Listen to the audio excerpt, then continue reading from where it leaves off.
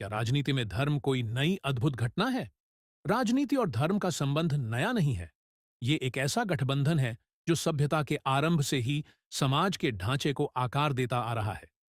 धर्म और राजनीति के बीच पारस्परिक प्रभाव और आपसी खेल हमेशा दिलचस्प और विवादास्पद रहे हैं।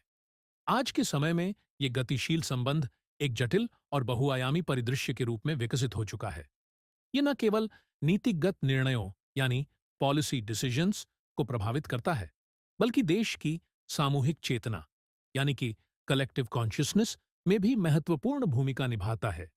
धर्म और राजनीति का प्रभाव शासन, सामाजिक समरसता और व्यक्तिगत अधिकारों तक सीमित नहीं है।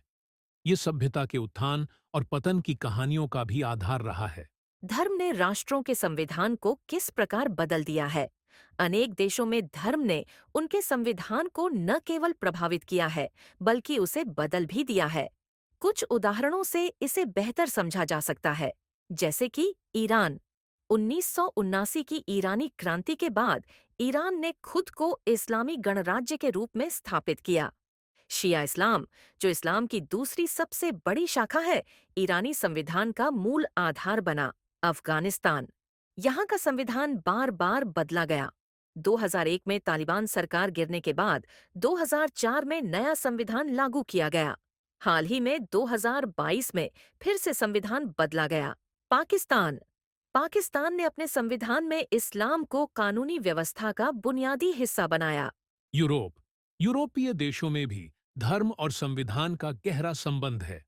उदाहरण के लिए ग्रीस ग्रीस के संविधान में पूर्वी रूढ़िवादी चर्च यानी eastern Orthodox church of Christ को देश के प्रचलित धर्म के रूप में मान्यता प्राप्त है। डेनमार्क में इवेंजेलिकल लूथरन चर्च को राज्य चर्च का दर्जा दिया गया है। ब्रिटेन हालांकि ब्रिटेन का कोई लिखित संविधान नहीं है, लेकिन चर्च ऑफ इंग्लैंड वहां का स्थापित चर्च है। मुख्य बहस यह है कि क्या धर्म और राजनीति अविभाज्य है? धर्म और राजनीति के आपसी संबंध पर विचार करते समय ये स्पष्ट होता है कि ये दोनों अक्सर अविभाज्य होते हैं।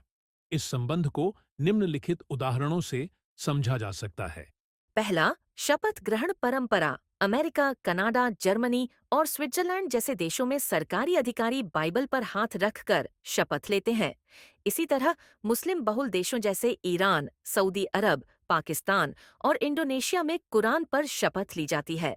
दूसरा, पोप राज्यों का इतिहास। 8वीं शताब्दी से लेकर 19वीं शताब्दी के अंत तक पोप राज्यों ने धर्म और राजनीति के संबंध को सबसे प्रबल रूप से दर्शाया। इटली के एकीकरण से पहले पोप यूरोप के कई हिस्सों के वास्तविक शासक थे। तीसरा, भारत। भारतीय संविधान का आधार धर्मनिरपेक्षता है, लेकिन ये शुरुआत से इसमें नहीं जोड़ा गया था। 1976 में 42वें संविधान संशोधन द्वारा धर्मनिरपेक्ष शब्द प्रस्तावना में जोड़ा गया। संविधान का मसौदा तैयार करते समय इस मुद्दे पर विस्तृत बहस हुई थी। क्या धर्म और राजनीति का मिलन समाज के लिए लाभकारी है? धर्म और राजनीति का संबंध इतिहास, संस्कृति और समाज के सभी स्तरों पर देखा जा सकता है। जहां ये एकजुटता समाज को नैतिक और वैचारिक दिशा प्रदान करती है, वहीं इसके दुष्प्रभाव भी नजर आते हैं। इसके लाभ है समाज को नैतिक दिशा प्रदान करना, सामूहिक चेतना को जोड़ना, सामाजिक और सांस्कृतिक पहचान को संरक्षित रखना। इससे होने वाली हानि धर्म आधारित भेदभाव, राजनीतिक नीतियों पर धार्मिक पूर्वाग्रह का प्रभाव, सामाजिक विभाजन और संघर्ष। इन सब से ये निष्कर्ष निकाला जा सकता है कि धर्म और राजनीति का गहन संबंध है और ये एक ही वृक्ष की जड़ें और शाखाएं हैं जो समाज के परिदृश्य को आकार देती हैं। ये एकजुटता इतिहास में भी दिखाई दी है और समकालीन समय में भी प्रासंगिक है।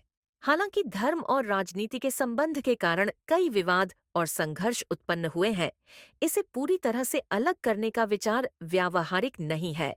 इनका संतुलन बनाकर चलना समाज के विकास और शांति के लिए आवश्यक है।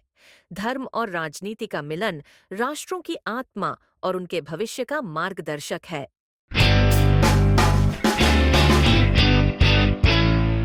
तो ये था एक्सपर्ट एक्स का एक और संस्करण। ऐसे अन्य विषयों के लिए हमसे आगे भी जुड़े रहिए। धन्यवाद।